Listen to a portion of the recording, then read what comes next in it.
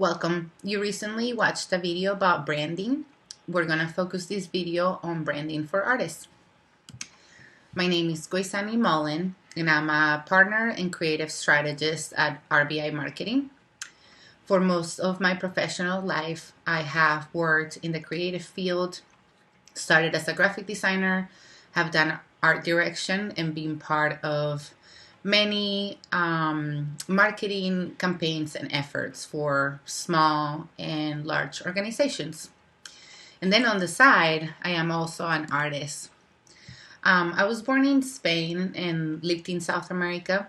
And when I was growing up, I was lucky enough to be around art quite a bit. My mom was an art dealer, and so I got to meet artists and go to artist studios, to exhibits and things like that. And that's kind of where my passion for art started.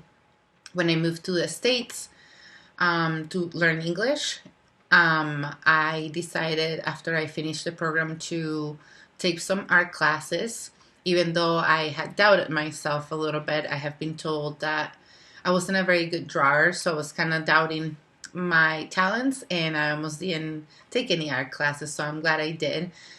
So after my English program, I decided to take some art classes just because I was very interested, but also because I knew it was going to be easier to take those classes in English since I was kind of a beginner than if I was taking other subjects that maybe were a little bit harder to read and write papers about.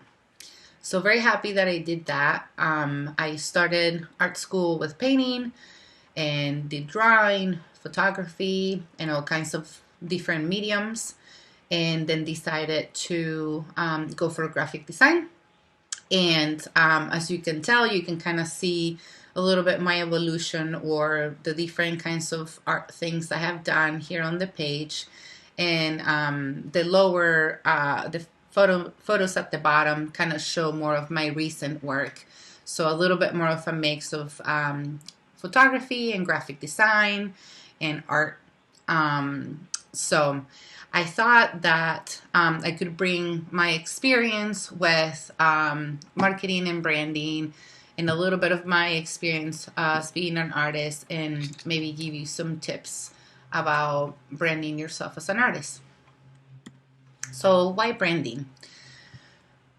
Branding is a way that you present yourself as an artist, and it also helps build awareness and recognition.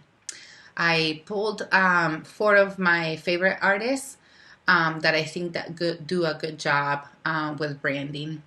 We can start with Picasso. Picasso, it said that he was one of the first artists to really utilize branding and utilize the media to tell his story.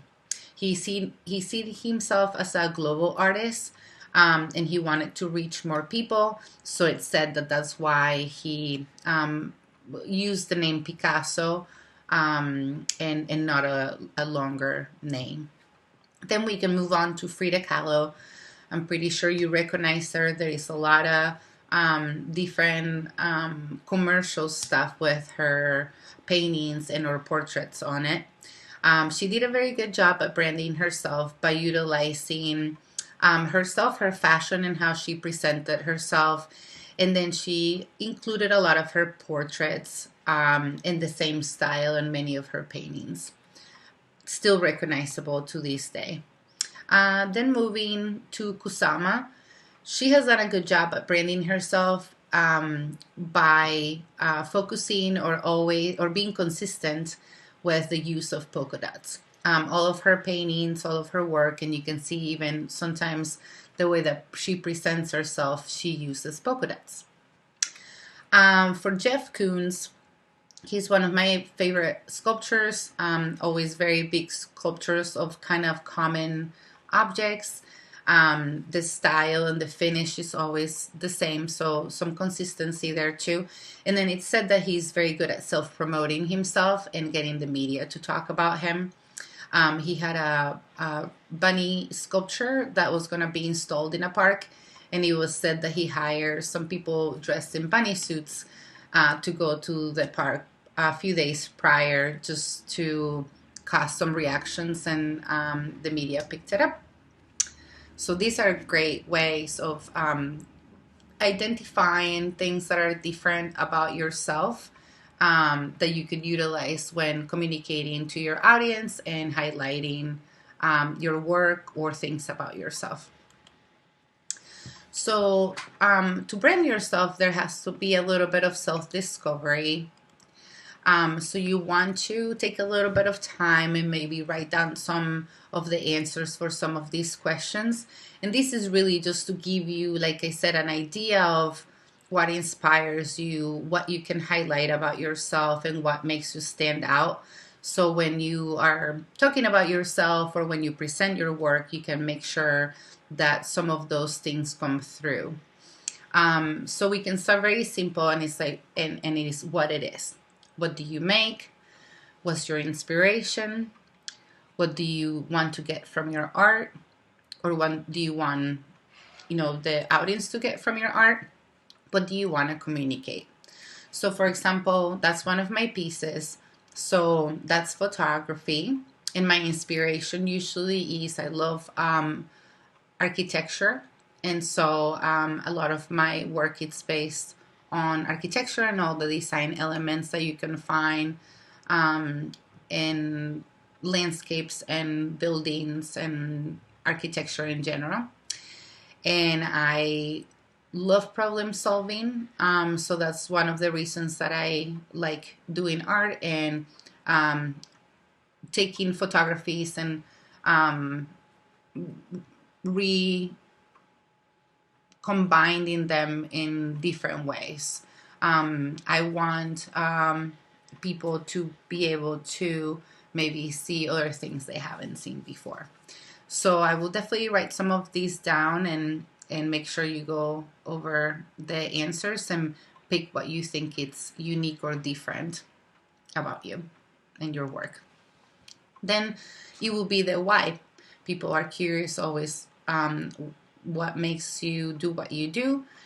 And so why do you like art? What does it make you feel? And how do you see yourself as an artist?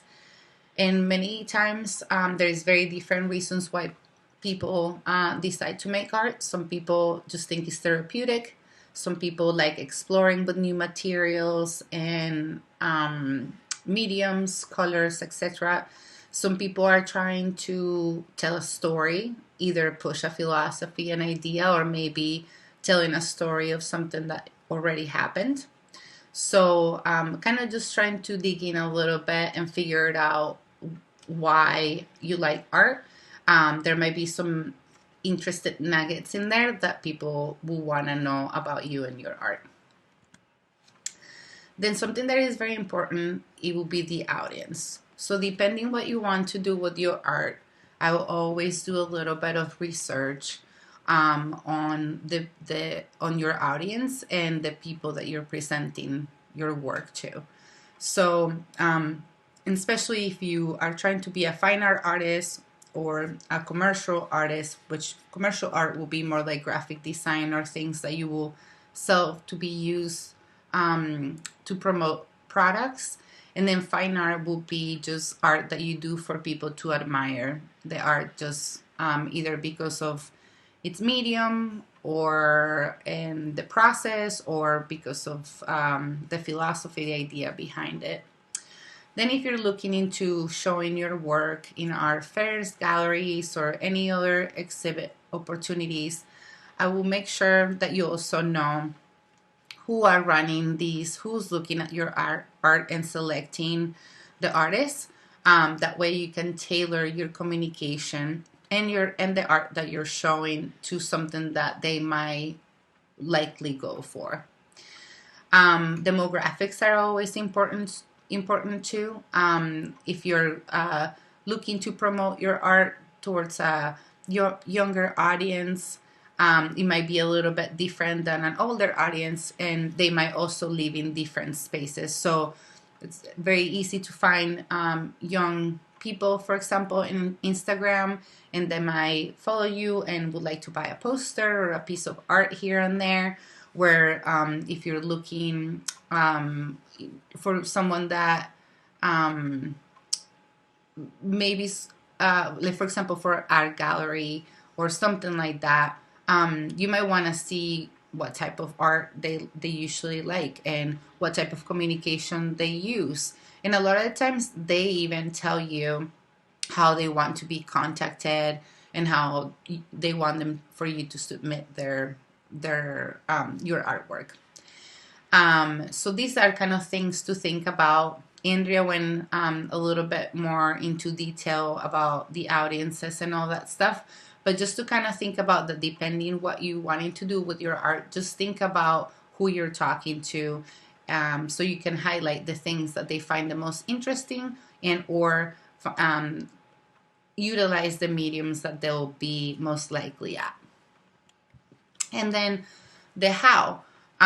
So after you identify your audience, then you can think about and do a little bit of research or of what kind of communications, channels of communications they like to use, and maybe where they are. Maybe it will be easier to find them in networking events, or it could be that it's very easy to connect with them through social media or even email marketing or just email.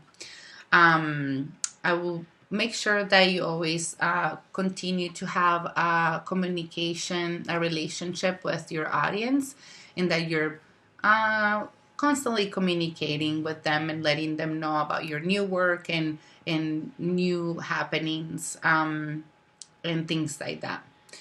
And then just use the tools that you have. Like I said, there is social media, you can do email, you can do some networking. I would also think about utilizing artist organizations like the Arts Council to build community and for them to know about you and your art. Another good opportunity to reach your audience and or to get new people to know you is to apply for art competitions. And then again, networking and attending other exhibits and supporting other fellow artists could be a great way to meet new people and for them to get to know you and what you do. And of course, if there is any good stories about a new piece or travels or new studies or any good angles about something about you or your art, just making sure that you share that with the media, newspapers, or organizations that will be interested in it, and that maybe they'll help you share that through their channels of communications, or maybe they pick it up, the media can pick it up and put it in the newspaper or something like that. So all of these that we have talked about can be utilized and it should be utilized for your portfolio. There are a few different ways to present your work, and this is really just preference. Some people actually have them all, or a couple or so. But when you are presenting your work, just remember to brand yourself and highlight some of the things that make you unique. And remember that quality is important in art, and also consistency. So no matter what way you go, just make sure that the way that you talk about yourself and present the work is consistent throughout all the different channels that you utilize. You can do a printed portfolio that it could be just your art itself or photos of your art. You can very easily make a PDF as well. Websites now, portfolio websites, you can probably get one for about $150 a year. Or there are services like Behance where it's a community of artists, and they give you a page where you can upload all your portfolio and all your information. And just remember that some of the whats and whys that we talked about can help you build biography and an artist statement that highlights why you're unique and or the reasons why you do what you do. Again, quality is very important when presenting your work, and consistency. Especially if you're doing photos of your work, make sure that it has good lighting, that they're good quality photos. The way that you present yourself is the way that people are going to see your art. And again, consistency in the messaging that you provide. The bios should probably be the same in all the different channels and things like that. And then make sure that you always include information about your work, like sizes, medium, and that type of stuff. So I'm hoping that kind of giving you some tips of what to think about and what to do, and some examples of what other artists have done in the past helps you figure out what is unique about you and what things you can utilize to brand yourself. And just remember that making art is always about enjoying the process and always keep learning. Thank you.